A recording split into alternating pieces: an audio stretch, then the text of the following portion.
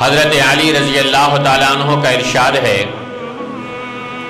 الموت لیس منہ الفوت، موت سے کوئی نہیں بچ سکتا، ان فررتم منہ ادرککم، اگر کوئی اس سے بھاگے تو موت اس کو پیچھے سے جا کر پکڑ لیتی ہے، وَإِنْ أَقَمْتُمْ لَهُ أَخَذَكُمْ، اور اگر موت کو کوئی مقابلے سے پچھاڑنا چاہے تو پچھاڑ نہیں سکتا۔ بڑے بڑے وہ پہلوان جن کی پشتیں کوئی زمین کے ساتھ نہ لگا سکا، موت کے سامنے وہ شکست کھا گئے، اور بڑے بڑے وہ جرنیل جنہوں نے جنگ کے محاذوں پر کبھی شکست کا منہ نہ دیکھا، موت کے سامنے وہ بھی بازی ہار گئے۔ حضرت علی رضی اللہ تعالیٰ عنہ نے اپنے بیٹے حضرت حسن رضی اللہ تعالیٰ عنہ کو مخاطب کر کے ارشاد فرمایا، احیا قلبک بالموعظہ، اے میرے بیٹے حسن، دین کی باتیں سن کر اپنے دل کو زندہ رکھا کر، وَنَوِّرْهُ بِالْحِکْمَةِ، اور حکمت کے نور سے ان کو منور کیا کر، وَذَلِّلْهُ بِالْمَوْتِ، اور موت کے تذکرے کر کر کے اس کی خواہشات کو توڑا کر، وَكَرِّرْهُ بِالْفَنَاءِ، اور بار بار اسے سمجھایا کر، اے دل ایک دن تجھے مرنا ہے اور قبر کے پاتال میں اترنا ہے، وَسِرْ فِي دِيَارِهِمْ وَانْظُرْ فِي آثَارِهِمْ، اور جن لوگوں نے بڑے بڑے محلات بنائے، بڑے بڑے بنگلے اور کوٹھیاں بنوائیں اور بڑے بڑے باغات بنوائے، ان باغات میں جا کے دیکھ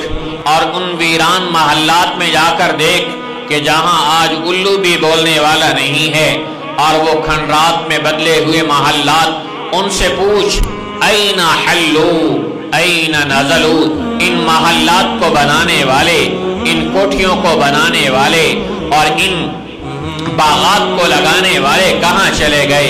عینو کا ترا قد انتقلوا من دار الغرور ونزلوا فی دار الغربہ، تیری آنکھ دیکھے گی کہ دھوکے کے گھر سے نکل کر قبر کی تنہائیوں میں پہنچ گئے۔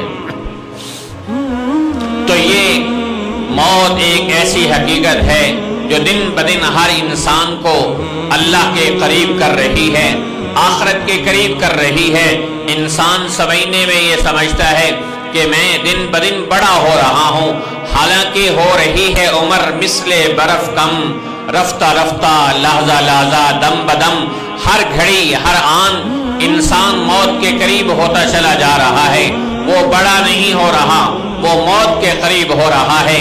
اللہ کے نبی علیہ السلام نے ارشاد فرمایا، یہ دنیا دن بدن تمہارے قریب آ رہی ہے اور دن بدن تم سے دور جا رہی ہے، والآخرۃ مقبلۃ، اور آخرت دن بدن تمہارے قریب آتی چلی جا رہی ہے، وَلِكُلِّ وَاحِدَةٍ مِّنْهُمَا الْبَنُونَ، اور ان میں سے ہر ایک کے بیٹے ہیں، کچھ دنیا کے بیٹے کچھ آخرت کے بیٹے۔ اے میری امت، کونوا من ابناء الآخرہ، آخرت کے بیٹے بننا، ولا تکونوا من ابناء الدنیا، دنیا کے بیٹے نہ بننا، فإن كل أم يتبعها ولدها، کہ ہر بچہ اپنی ماں کے نقش قدم پر چلتا ہے، اور اگر تم نے دنیا کو اپنا مطمع نظر بنایا، اسے اپنی ماں کا درجہ دیا، تو اسے ہی سامنے رکھ کے زندگی گزارنے والے بنو گے، اور اگر آخرت کو سامنے رکھ کے زندگی کو گزارا تو پھر اس کے مطابق اللہ تمہیں انعام اور اکرام بھی عطا فرمائے گا۔ حدیث میں آتا ہے، من احب دنیاہ اضر بآخرتہ، جو اپنی دنیا کو سامنے رکھ کے چلے گا اپنی آخرت کا کچھ نہ کچھ نقصان کر کے رہے گا۔ ومن احب آخرتہ اضر بدنیاہ، اور جو اپنی آخرت کو سامنے رکھ کے چلے گا وہ اپنی دنیا کا ضرور نقصان کچھ نہ کچھ کرے گا۔ تو کیا یا رسول اللہ کیا کیا جائے؟ آپ نے ارشاد فرمایا، فآثروا ما یبقى علی ما یفنا، جو چیز فنا ہو جانے والی ہے، جو ختم ہو جانے والی ہے، اس کو سامنے رکھ کے چلنے کی بجائے आखिरत को सामने रख के चलने वाले बन जाओ। तो मेरे मोहतरम भाइयों, इस मजमे में मौजूद शायद एक मुसलमान भी ऐसा ना हो जो अल्लाह पर ईमान न रखता हो, अल्लाह के रसूल पर ईमान न रखता हो, कुरान पर ईमान न रखता हो, मौत पर ईमान न रखता हो। लेकिन कितने ऐसे लोग हैं जो मौत पर ईमान रखने के बावजूद उसकी तैयारी करने वाले हों। कितने ऐसे हैं कि जिनको मौत के तज़किरे हर घड़ी हर आन याद रहते हों। हजरत उमर रज़ी अल्लाह ताला अन्हु ने एक आदमी स्पेशल मुकर्रर फरमा के रखा था कि मैं जिस महफिल मजलिस में बैठूं किसी न किसी बहाने मौत का तज़किरा छेड़ दिया करो। और एक दिन हजरत उमर रज़ी अल्लाह ताला अन्हु ने उसे कहा, लो भाई आज के बाद तुम्हारी ड्यूटी खत्म। उन्होंने कहा जी क्या आपको मौत की याद करने की जरूरत नहीं रही? कहा जी जरूरत तो है, लेकिन मेरी दाढ़ी में एक सफेद बाल आ गया है जो मुझे मौत की याद दिलाता रहेगा। यहाँ सारी दाढ़ी सफेद हो जाती है, सर के बाल सफेद हो जाते हैं और जिस्म कपकपाने लगता है, हाथों पे राशा तारी हो जाता है, कमर झुक जाती है, लेकिन मौत याद नहीं आती। तो मेरे मोहतरम भाइयों, हजरत नूह अलैहिस्सलाम अपने कमरे में बंद थे। अचानक उन्होंने देखा कि एक हयूला उनके सामने है और उन्होंने कहा भाई तुम कौन हो, कैसे अंदर आए हो? दरवाजा बंद है, खिड़कियां बंद हैं, रोशनदान बंद हैं, तुम कैसे अंदर आए हो? कहीं मैं वो हूं जिसे कोई रास्ता नहीं चाहिए, जिसका रास्ता दरवाजे और खिड़कियां और रोशनदान नहीं रोक सकते। तो हजरत नूह अलैहिस्सलाम ने फरमाया इसका मतलब ये है कि तुम इज़राइल हो? कहा जी बिल्कुल। आपने फरमाया हाँ, तो फिर आओ, अल्लाह की मुलाकात के लिए मैं बेचैन और बेकरार हूं, अपना काम शुरू कर दो। तो इसलिए मौत आके रहेगी अपने मुकर्ररा वक्त पर। फ़इज़ा जाअ अजलुहुम ला यस्तअखिरून साअतन वला यस्तक़दिमून। पाकिस्तान के एक वजीर आजम थे, वो कहा करते थे कौन कहता है कि मौत आएगी तो मैं मर जाऊंगा, मैं तो दरिया हूँ समंदर में उतर जाऊंगा। लेकिन जब मौत आई तो उन्हें भी समंदर की बजाय कब्र के पाताल ही में उतरना पड़ा। एक बादशाह बड़े तमतराक के साथ निकला, जैसे पहले बादशाह लौ लश्कर के साथ शिकार के लिए निकला करते थे।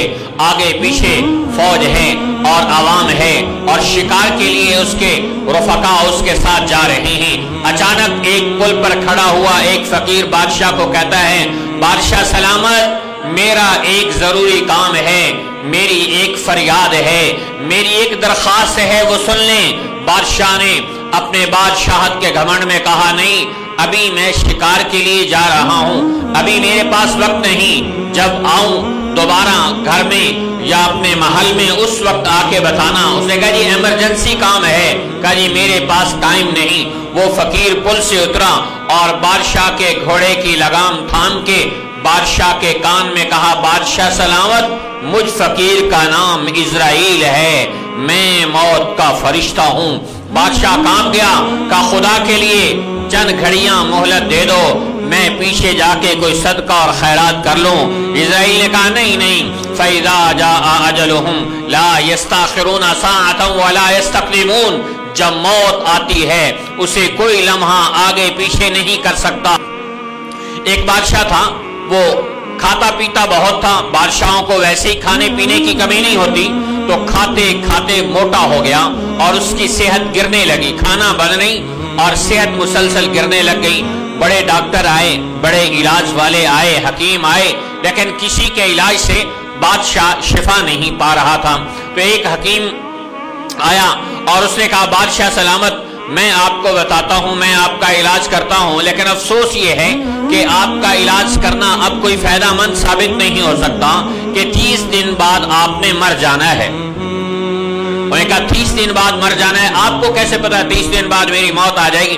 कहा जी मौत ना आए तो मुझे जो सजा आप देना चाहें दे लें। उन्होंने कहा इसको गिरफ्तार करो और इधर महल में बंद करके रखो। और बादशाह सलामत को अपनी आखिरत की फिक्र लग गई, 30 दिन बाकी हैं मेरी मौत से। अब वो सदका खैरात कर रहा है और पूरी अपनी कलमरो में और सल्तनत में उसने अदल इंसाफ के अहकामात जारी कर दिए। और जितने मजालिम हुए थे उन सब को रोक दिया और अदल व इंसाफ के फैसले होने लगे और अवाम उन्नास के साथ रहमत और शफकत का बर्ताव होने लगा। टैक्स माफ, मुसल्ला बिछा हुआ है और बादशाह मुसलसल रोए जा रहा है, अल्लाह से माफिया मांग रहा है, नेक अमाल कर रहा है, सदके और खैरात कर रहा है और दिन गिन रहा है। उल्टी गिनती शुरू है।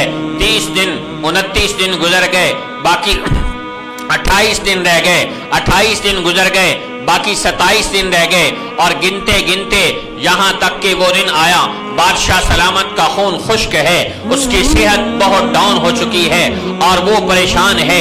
आखिरी दिन आया है और सूरज 29वें दिन का सूरज तुलू हुआ।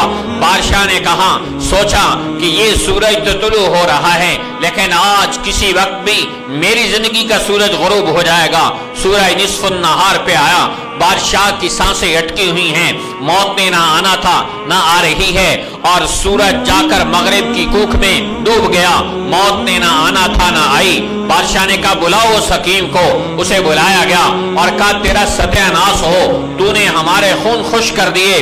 30 दिन गुजर गए, सूरज डूब गया, मौत नहीं आई, बता क्या जवाब है। उसने कहा, बादशाह सलामत, बादशाह तो बड़े समझदार होते हैं, आप तो बड़े नादान निकले, मुझे तो अपनी मौत के वक्त का पता नहीं, मैं आपकी मौत का वक्त कैसे मुकर्रर कर सकता था, आपकी मौत का वक्त कैसे बता सकता था। मैंने जब देखा कि आप खाने पीने से बाज नहीं आ रहे और आपकी सेहत बहाल करना जरूरी है और सेहत बहाल करने के लिए आप पर कोई ऐसी फिक्र मुसल्लत करना जरूरी है जो आपका खाना पीना छुड़वा दे, मौत से बड़ी फिक्र मुझे कोई नजर ना आई, मैंने वो आप पर मुसल्लत की। अब आप सेहतमंद हैं और आराम से बादशाहत करें और इसी तरह अदल इंसाफ के साथ हुकूमत करते रहें।